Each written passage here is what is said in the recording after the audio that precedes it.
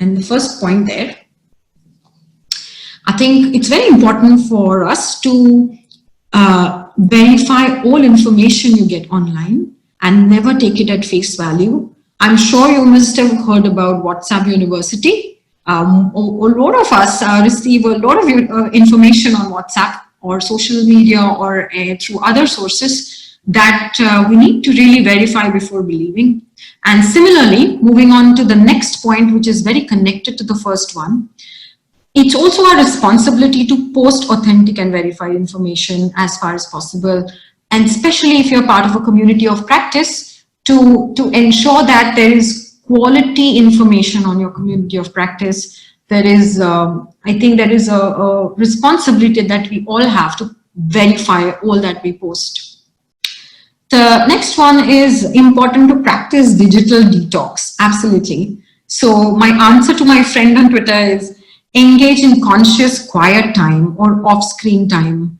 One example is that was generally on Sundays, I absolutely don't look at my phone. Most of the times I'm successful and many of the times I'm not. But it's very important to draw out that time in the day or in the week when you're off screen. As I mentioned earlier, one way to also do that is you plan your CPD, you plan your engagement on social media for the week. You can identify a Twitter chat that you want to be part of, or if you have agreed on a time with your community of practice members that we are going to engage in a WhatsApp chat, maybe from 7 to 8 p.m. on a particular day. If you plan a little ahead of time, you're less likely to get into the trap of accessing anything and everything you get through the week. So that is that strategy works for me. Still, having said that, I still haven't got over my habit of checking my Twitter the first thing I wake up. So it doesn't always work, but I have more hope in you all. The next one, I strongly suggest you do little but regularly. You can, and that is where the bite size element comes into play. You can look at a small piece of information daily or once in 2 days, but what is important is regularly engaging in it. That's what's going to build your CPD really together. Because if you remember, if you notice, engaging with technology for your CPD it depends a lot on your proactive initiative.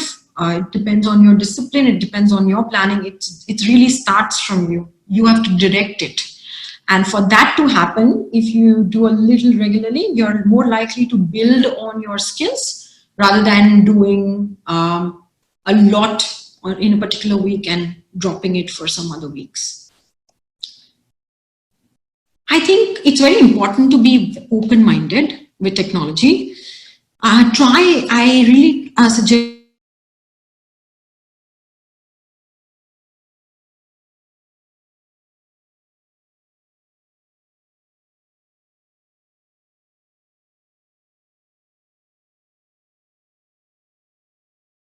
Twitter works for me. I absolutely dislike Facebook for some reasons, but I know teachers who really find it very comfortable to engage on Facebook rather than on WhatsApp or Twitter. I don't think there is one right digital platform or tool. The good news is that there are many options. It's really up to you to try them and see what works for you.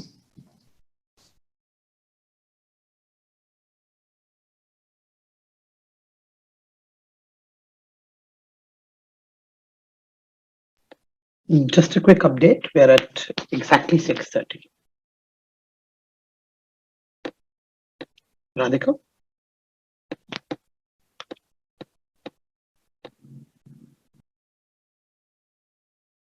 Not necessarily saying anything is fine. You need to be open-minded to practice passive engagement as well on some platforms, especially Twitter, where you can read others' tweets, look at what people are saying and not say anything. And that's absolutely fine as far as you're benefiting. But again, to reinforce my point that I made earlier, if you're part of a community of practice consciously, then I think there's some amount of engagement is recommended, right? I also suggest that for those of you who don't have much experience with Twitter chats or using different platforms, it could help to shadow others. If you know another teacher who has experience in using it, you can shadow them. You can watch them engage in it.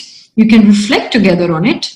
Oh, another way of shadowing is that's how I learned how to engage in Twitter chats. I got on Twitter at a specific time for a specific Twitter chat, and I just watched what was going on for an hour. I did it a couple of times, and I understood how to engage. And the next time I joined the Twitter chat, I was able to engage quite effectively.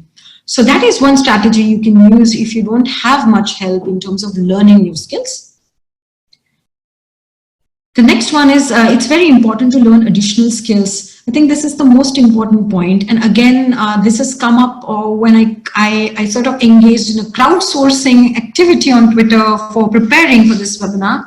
One important point that came up is how to filter information, for example, how to know what is authentic or not, how to plan. All these are additional skills that are really going to help you engage with technology effectively. Sometimes more than the platform itself, it is these skills that will take you somewhere in your journey with technology. So it's very important to reflect on these things. Using technology for CPD is definitely not only about what tools and platforms there are out there. It is also about how you engage with them. And that is very important to define for yourself. Most importantly, it's very important to be safe, be careful while using technology, be careful about posting messages, pictures, personal details online. This point is rarely talked about, but I think it's the most important, especially for our learners. If you're posting classroom videos, as I suggested earlier, if you're posting pictures, if you're posting audio or videos of anything, it's very important to get the necessary prerequisite consent from parents and learners or other teachers before you post anything online. That is, I think, my last tip for you. That's it, really, from my side.